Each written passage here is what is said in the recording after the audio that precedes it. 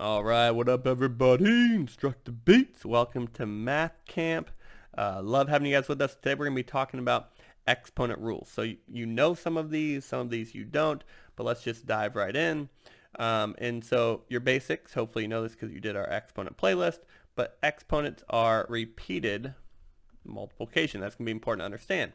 So here you have your base number, okay, that's your bottom, and then here you have your exponent, and you could also call this your power.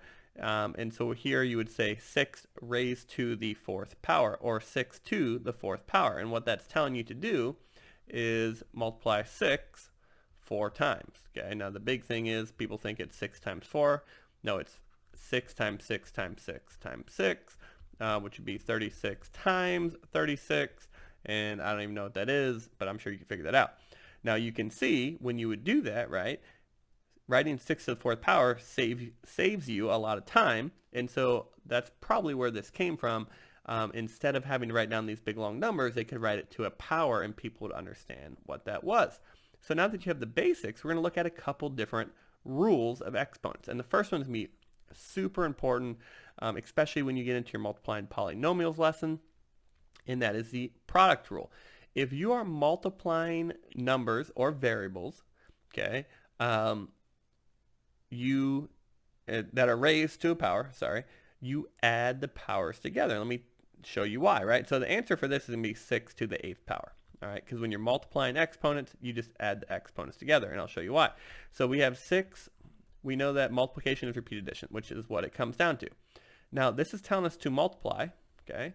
And then, so another 6 to the 4th power. There we go. So here we have 6 to the 4th power times another 6 to the 4th power. And so if exponents are repeated addition, our base number is still 6, and now you're multiplying it 8 times, which is where the product rule comes from, okay? And so the shortcut is when you're multiplying exponents, you can just add those together. But that's why, because exponents are repeated multiplication. So this is a really big rule, something you need to know, you need to learn, you need to breathe it, be about it, and you're going to be using that later today and then throughout your warm-ups for the week. The next one is the quotient rule, okay? And so let me show you again what this is. So I'm going to think about this as, kind of take you with me on a math journey, as a fraction, right? Because we know division is really a fraction and fraction is really just a division. So if we spread this out, we have 6 times 6 times 6 times 6 times 6, there we go, divided by 6 times 6 times 6. Now, we know the inverse operation, okay, of multiplication is division, okay? And so if basically what we learned when you were doing linear equations, okay, so let's say we wanted to do 3x equaled 9, okay? Well, we want to get rid of this coefficient, so what do? We divide by 3. Why? Because this 3 divided by 3 makes a 1, which then leaves x by itself, because you don't have to write the 1, and then obviously you'd have to do it over here, and your answer would be 3. So 1x equals 3. When you are to undo multiplication, you do the inverse operation because it makes a 1. 4 divided by 4 is 1. So what we're doing right here is we're going to be making some 1s. 6 divided by 6 is 1. Okay, so we don't need to write that anymore. 6 divided by 6 is 1. 6 divided by 6 is 1. And what are you left with? You're left with 6 times 6, which is 6 squared.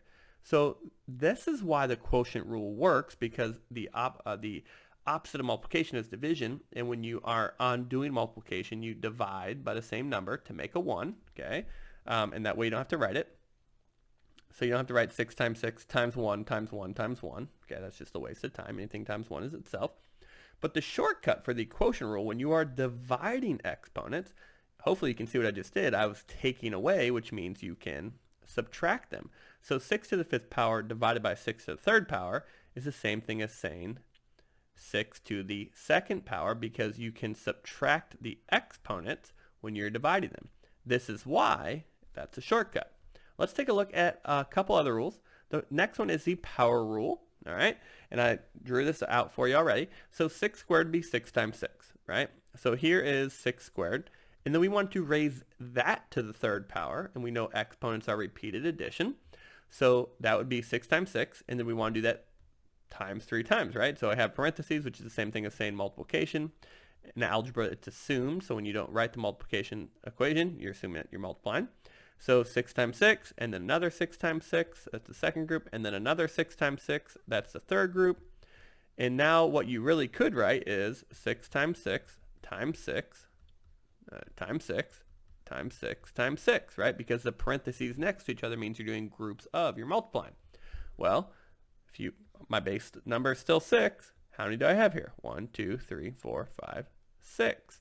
So the power rule tells us when you raise an exponent to a power, you can just multiply them, that's a shortcut, and get 6 to the 6th power. Here's why it works, because it's repeated multiplication, and then there's the shortcut. We have one more rule, okay? This is very easy, the 0 rule. Anything raised to the 0 power, okay, well, any non-zero number, okay, can't be 0, is going to be 1. So that's just another rule. Anything raised to the 0 power is 1. Now, if you don't have anything, let's just say it's 6, you're assuming that you're raising it to the first power, right? Because that would just be 6. But you don't have to write that. It's just like when you do a decimal, if you want to write 327, you wouldn't have to write the decimal all the time. It's assumed that it's there. If you don't have anything, you assume that it's a 1, okay? But if they write a 0, any number to the 0 power equals 1. So you could do 1,000 to the 0 power, and that would still be 1. Sorry, I forgot one more. This one's also going to be really important. Some good practice on your IXL with this today, okay? Any number that's raised to a negative number you can rewrite that, okay, as the reciprocal raised to the opposite positive power. So again, a reciprocal, right? The reciprocal for 5 would be 1/5. The reciprocal for 2/3 would be 3/2, right? It's just you flip the fraction. And the reason that it's 1/5 is because we, again, assume that there's a 1 underneath, because 5 divided by 1 would be 5. So the reciprocal of the base number 6 is 1/6, and then you rewrite the opposite of this negative, which would be a positive, okay? Check out the negative number playlist if you don't understand that, for 1 squared. So that would be 1 6 times 6, which would be 1/36. So if it's a negative exponent, I'll give you another example. So let's do 5 to the 3rd power, right? We're going to rewrite it as a fraction to get rid of the negative. Okay, you take it downstairs and you write the opposite of -3, which is +3. And so really what that's saying is 1/5 times 5 times 5, which should be 125. So that's how you get rid of negative exponents. We've covered the product rule, the quotient rule, the 0 rule, okay, and negative exponents. So take these, practice your IXL. If you have any questions, bring it to the bring it to the open office hours, and I would love to help you.